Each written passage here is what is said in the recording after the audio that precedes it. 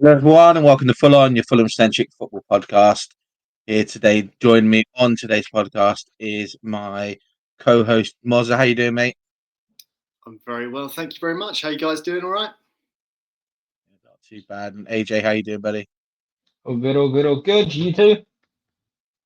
Yeah, not too bad. Obviously, we're here to do a review of Tuesday night's win away to Wolverhampton Wanderers.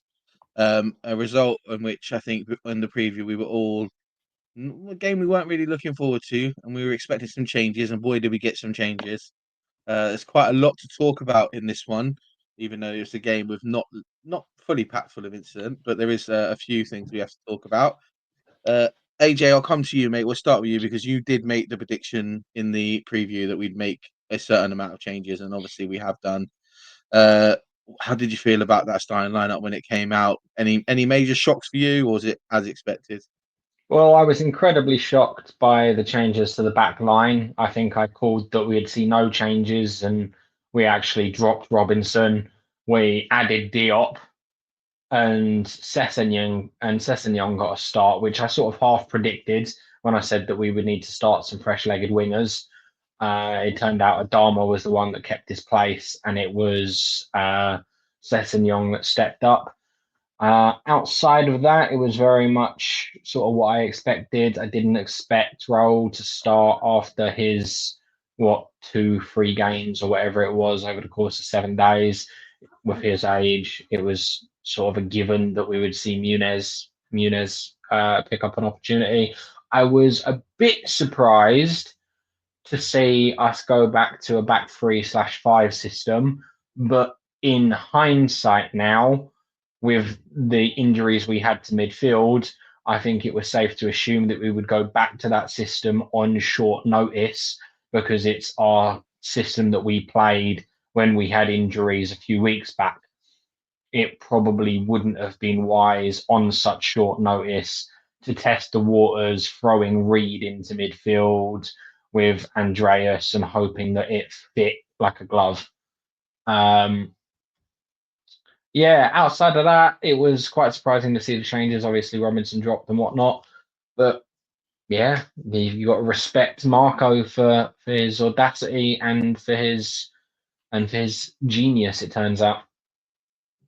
The funny thing is that every single one of us were worried when we saw that starting lineup come out. You know, our WhatsApp group, every other WhatsApp group with my Fulham mates I'm in, my family one where we talk about it. Every single one of us when we saw that starting lineup all went, yikes. Like, I'm a bit worried. Not sure how this is going to turn out. And you know what? We should probably learn by now that none of us should ever question Marco Silva. We should also learn by now that whenever we're absolutely cacking it when we see stuff, Fulham will surprise us. You know, we Mm. know never to get too confident and never to get too, worried because something will happen in the game. Lads, let's talk about the first minute of football that we saw on Tuesday. You know, I, like many people, was so happy to see Ryan Sessegnon come back to Fulham. It's one of those lovely romance stories in football that we all talk about. We all love Ryan to pieces. Mozza, just how happy were you to see him get that goal, after 57 seconds or whatever it was? You know, we've all been dreaming about seeing Ryan scoring a Fulham shirt again. How did you feel seeing it? Yeah, it was emotional, wasn't it? And I'll be honest, I wasn't one of the people that was overly excited to have him come back to the club. Not because I've got anything against Ryan Sessegnon. I just didn't know if it was the right move after what he'd been through.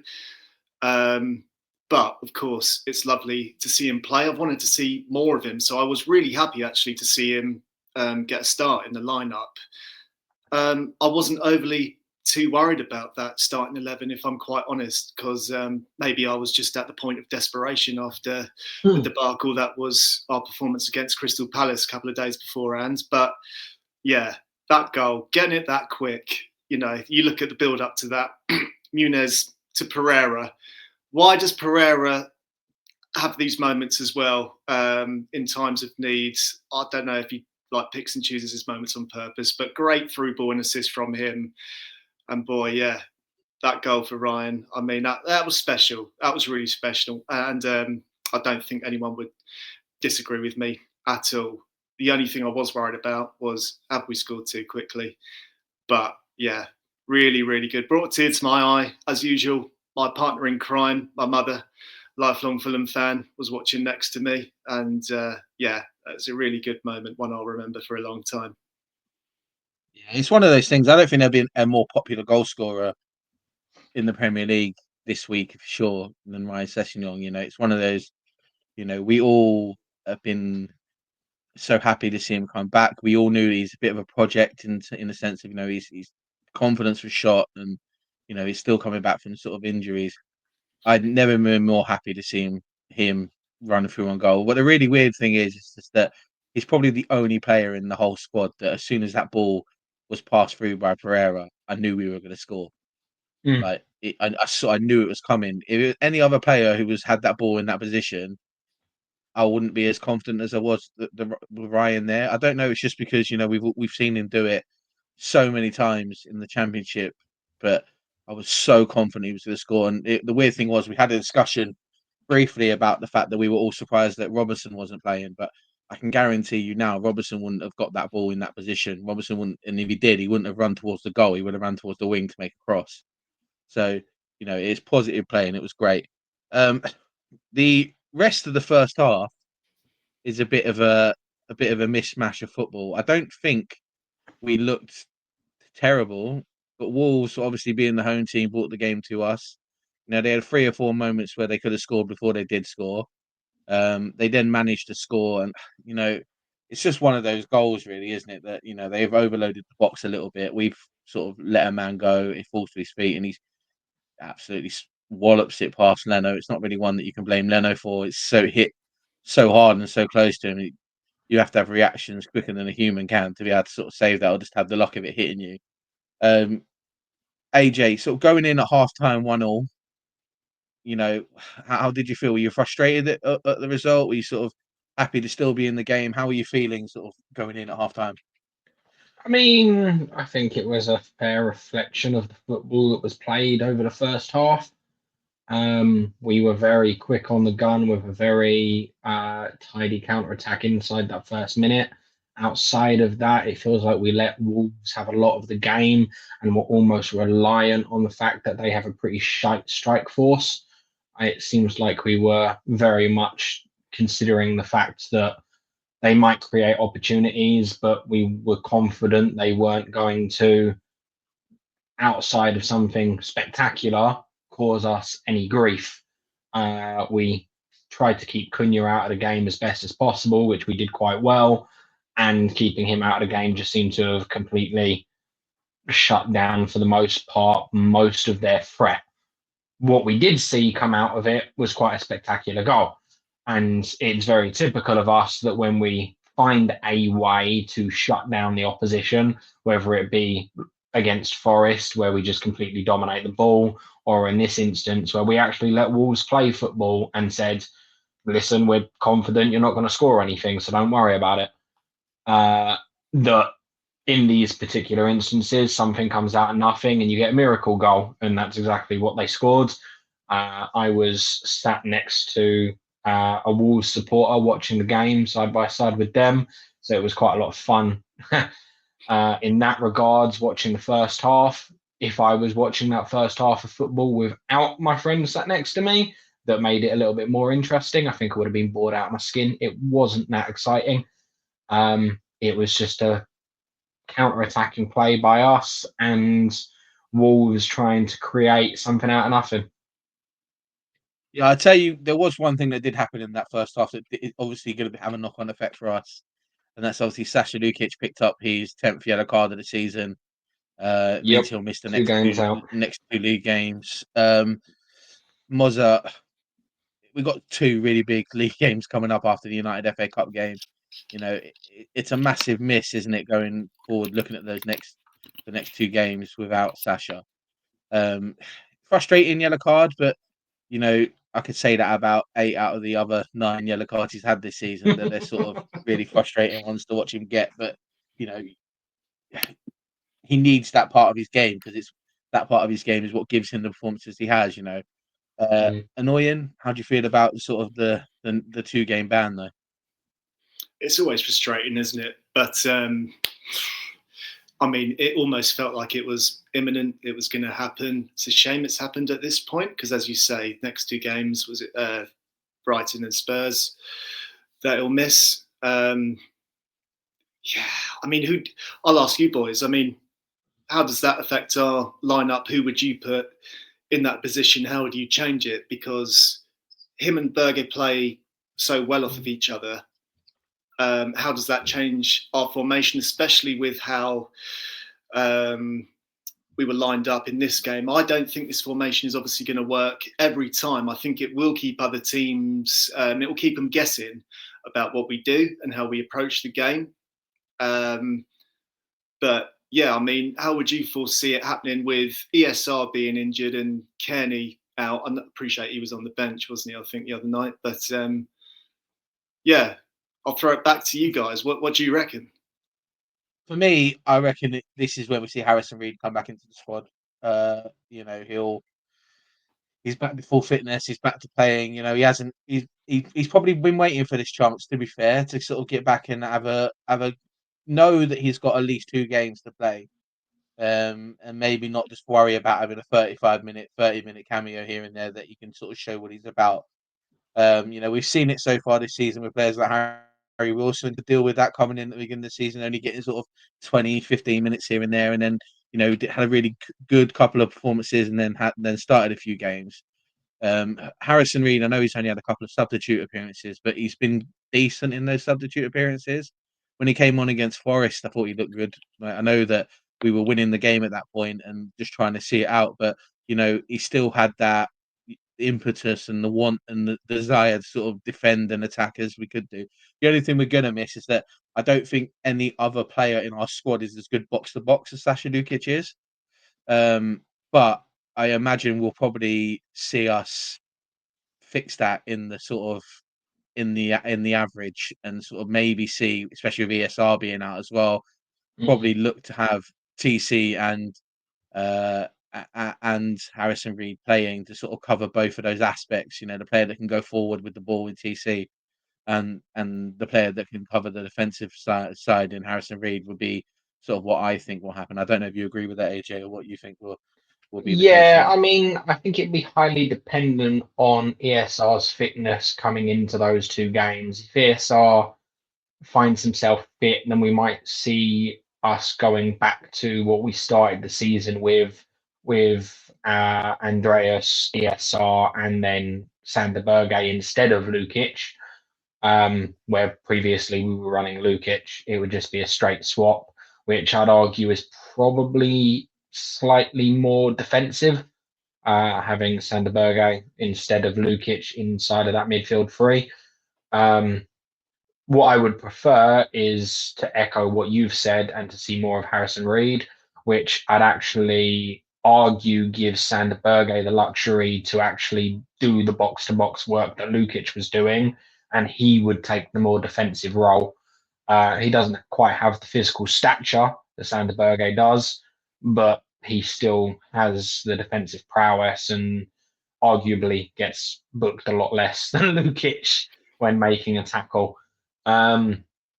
What will be interesting is whether or not, because of we've got another midfield absence, it means we're going to stick to this back 3/5 formation going into the next few games, including the United game, which obviously we'll get to in our next video. Please keep an eye out for that. But yeah, whether or not we stick to this back 3, back 5 situation, my concern would be if we go against a team like Spurs, not necessarily Brighton, but if we go against a team like Spurs, who offensively have a lot more firepower than the likes of Wolves, we give them that level of opportunity that we gave to Wolves, and we're going to be in big, big trouble.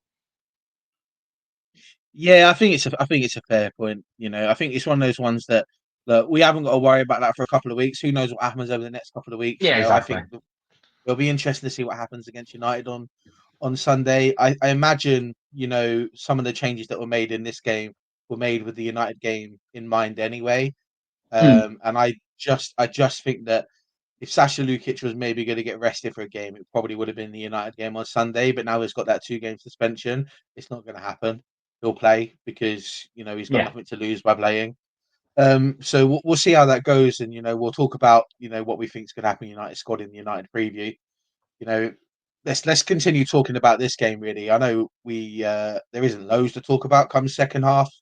There isn't packed. It isn't packed full of action, but yet again, what a mighty good 1 minute that we start the second half with.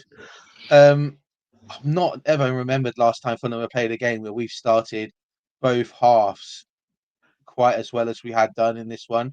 Wolves, I don't understand how any team who can concede a goal after a minute in the first half can come out in the second half and still be as sort of not switched on as they were. Like if you're a player who's just conceded a goal after a minute in the first half, in the second half, a minute in, you're going to be concentrating. But they just were not. But what I will say is the goal is beautiful. The pass through by Adama to Muniz is inch perfect. It's weighted Had to double check perfectly. it was him. It's inch perfect. Like it's weighted perfectly. Its pace on it is perfect. I don't know what their keeper's doing. I genuinely don't know why he's come out for it. Or is committed as much as he has done. But the finish by Muniz is just when people joke about him being the next R9, finishing like that is going to be the next R9. A beautiful finish by him. Mozza, Sublime. 2 minutes into the second half, we're back in the lead. How are you feeling at that point? Still very nervous, but elated.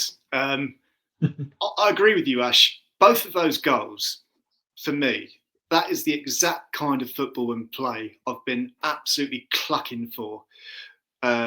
Rather than us dilly-dallying about with it on the wings, trying to do these crosses into the box. I've said it many, many times on previous videos. Both of them, through balls, like you said, inch perfect from Traore, and the finish from Muniz, who, let's be honest, doesn't have the best track record for his finishes. It was the stuff of dreams. Absolutely brilliant. I want more of that. That is the sort of stuff I want to see. Let's go on the inside of the defence and attack them and catch them off guard like that. Loved it. The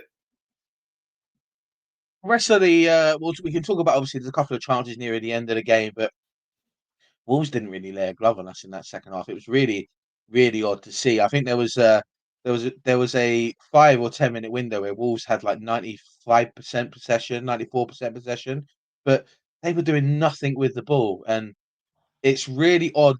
I know that they're struggling and they're not having a great season, but considering that they attack quite well, they have 3 starting Brazilians in their squad, right? To have that much possession and to do nothing with it was weird. Really weird. Like TNT Sport were really raving about the fact that they had this 94% possession thing, but I was sat there watching that stat come up and go, but they've done nothing with it. Like they've got nowhere near the box. They've done I didn't feel worried at all at any point during that second half that we were going to concede.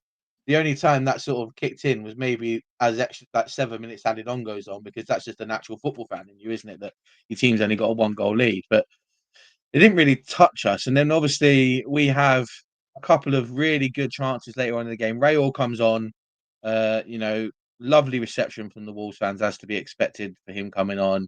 We all appreciate what he did there and why that would be the case. He missed 2 glorious chances. The first one, AJ, I can only put down that he misses because he thinks he's offside. If not, it's a woeful miss. Like, I can only put down he missed it because he genuinely thinks he's offside, and because of that, he's only sort of half-arsing the rest of the attack because he's just waiting for the linesman's flag to go up. And then the second one is obviously the ball comes through the edge of the box. He's got a couple of men between him and the ball, and he puts it just wide. But those 2 finishes for you, sums up Rail's week really. But I hope you agree with me with that first one, that at least I think it was more down to Is the first one you're talking about the one where he should have tried to bend it around the keeper and has instead shot it straight at him? basically straight at him. Yeah, I can only assume it's because he thinks he's offside, because it's a lazy finish really if you're being critical. I think he lost his footing more than he thought he was offside. He didn't look like he had positioned himself properly to try and sort of bend the ball outside the post to bring it back in. It's almost as like he got his feet in completely wrong and his feet were too close together and he's just sort of struck it, which is incredibly unlike him with his caliber of finishing. But outside of that, yeah, it's a couple of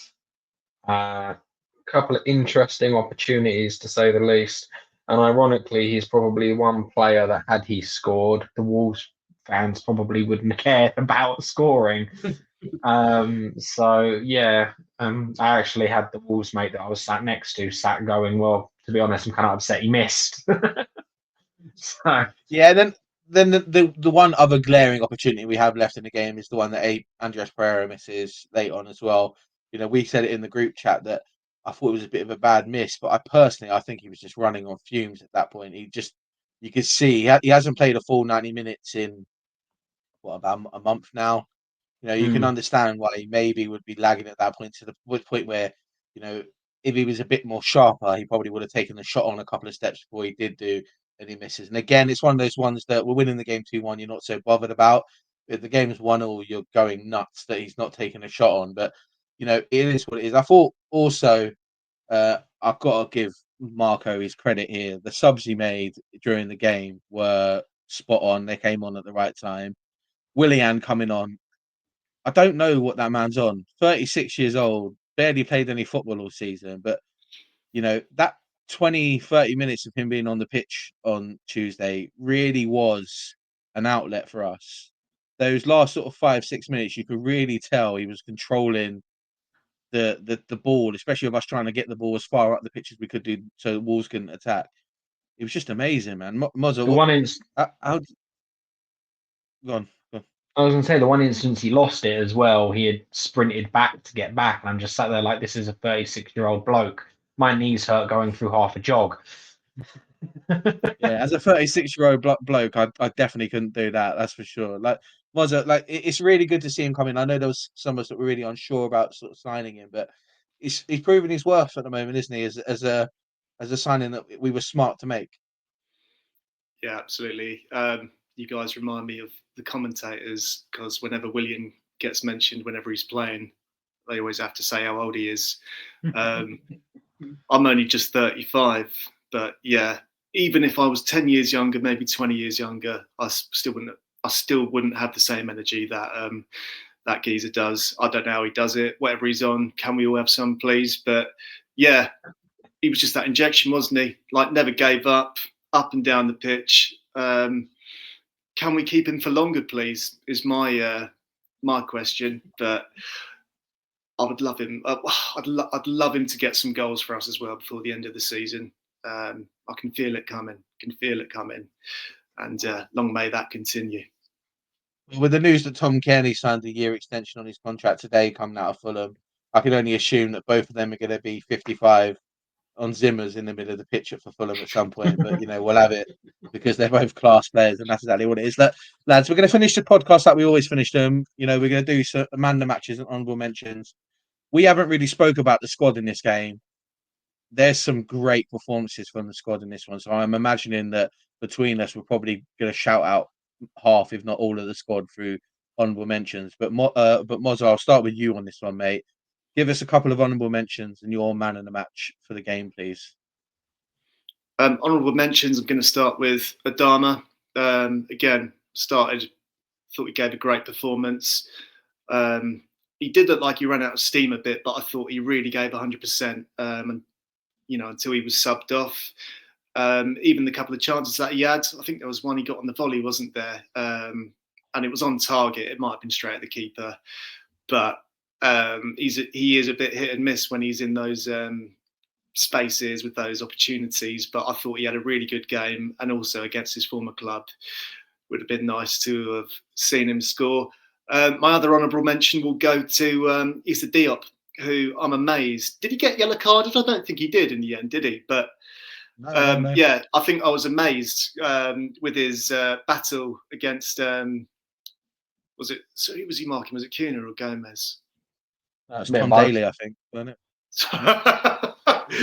But the amount of battles he had with him, I mean, yeah, it's great. Amazed he didn't get carded. Not that I felt like he deserved to, but what performance from him. I was surprised to see him in that back line as well, next to Anderson. That was what surprised me most about that lineup. But my man of the match is for Mr. Muniz.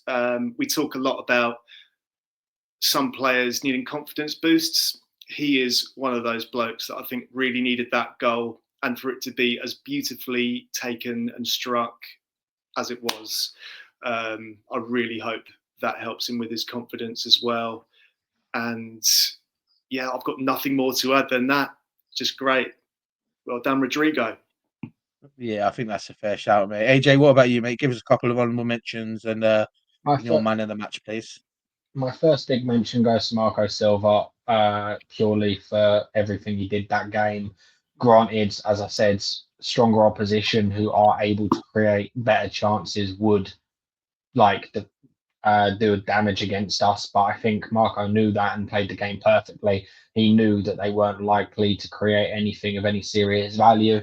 And with that in mind, we played a very strong counter-attacking side. And then going into the second half, he swaps what side Adama's on, which is just another stroke of absolute genius. The couple of times that he came inside and created opportunities from nothing, which we've not seen Adama turn into an Iniesta like that before, but Jesus Christ, stroke of genius from Marco in enabling that by allowing Traore to swap wings. Going into the actual players, honourable mentions have to go to the two goal scorers in Sessegnon and Muniz. They didn't get too many opportunities in the game because of the style of play that we presented, and both of them took the opportunities they had without a second thought. So clinical by them, and it's a nice change to be able to say we were clinical at something. Adama Traore as well, as I just mentioned, from both sides. His heat map, incredible. He worked hard. Yeah, he burnt himself out a little bit, but he was just brilliant footballer all evening. But my man of the match is Issa Diop in a game where we basically gave Wolves the ball and said, go on then, let's see what you can do. He made sure they really couldn't do anything. Any opportunity to put the ball into the box, completely shut out. Got tight to Cunha, got tight to Gomez, got tight to basically anyone that wanted to get anywhere near him, and was just exceptional in that back line and made the rest of the defence look completely normal. We were missing two of our big defenders in Robinson and Batty, and it didn't look like we were batting an eyelid. There's some credit to Cunha there. He did a great job within himself, but true man of the match performance goes to Diop for that one. He was elite. Yeah, the weird thing is, for me, I could literally go down through the list of the squad and give you honourable mentions for every reason, barring Leno because he didn't really have much to do. So, even though we conceded, the goal we did concede, he couldn't really do much about, and the things he had to do, he did well, but there was nothing special. You go through that list. For me, some real good honourable mentions. You mentioned Cunha. I thought Cunha was great again. He hasn't played much football, so have the legs in him. I know he had to come off and Bassi came on, but the minutes he was on the pitch, he did. Yeah, Cuenca. Sorry, it's Cuenca. I was going to say really you're giving a lot of credit to the Wolves player. Yeah, I know. Sorry about that. And then, he did really, really well. I was really critical of Timmy Chestnut. I thought Castagna, he was getting beaten a lot during the game, but the moments when he needed to stay switched on, he did. And that the deflection at the end of the game from just proves how much he stayed switched on. I thought, but Sander Berg had another great game. Traore had a great game. Pereira, considering it's the first start he's had in a little while, also had a great game. Great pass through to Cess. Muniz, great finish and great thing. But for me, I can only give my man the match to Ryan Sessegnon. The lad hasn't had much football in this season. He's coming back from some really bad injuries. We all know how bad his confidence was. And you can just see it not just on the pitch, but in the way that he sort of communicates when you see him in videos and match reports and stuff, that the confidence is coming back, and we're starting to see a bit of that session on that we sold to Spurs, and I can't not give it to him. One, because he scored, and we all know how beautiful it was to see him score. There's no footballer in the world we all want to see do well more than Ryan Sessegnon, because the song he's one of our own isn't just sung off its own back. It's because we're all so proud every time he wears a Fulham shirt, and we all want to see him come back and be the player he was. Whether that's at left back or left wing, I don't know. But if he keeps doing what he did on Tuesday night, and cutting in and scoring goals, it's going to be hard for Marco not to start paying attention to him getting some game time, especially on that left wing. But so for me, it'd be Ryan Sessegnon. We look at it like that, guys. We're at a stalemate in terms of who should be man of the match. So if you're watching this, let us know who you think should be man of the match. If you agree with us, don't agree with us, comment on the video. Let us know who you think should be man of the match. If you haven't done so already, please do come over and subscribe to the channel. Every subscriber we get really does help us grow and find more Fulham fans. And if you haven't done so already, please share it with your Fulham mates. Help us get some more attention our way. It can only help us grow and as a podcast get a bit better. Mozza, AJ, thanks very much for joining me for this Wolves preview. I will see you for the Man United preview that's coming up. Thanks very much, guys, and come on, you Whites.